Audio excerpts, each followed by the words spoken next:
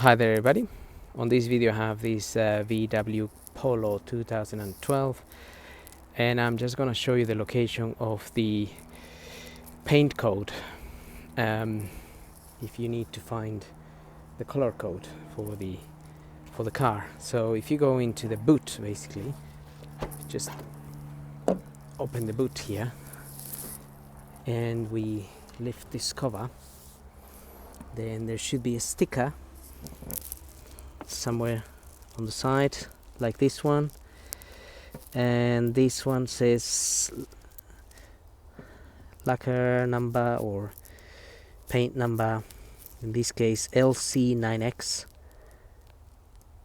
and that's pretty much where it is. I mean, it could be stuck somewhere else, but it's going to be somewhere around here in the boot. So I hope this video helps and thanks for watching.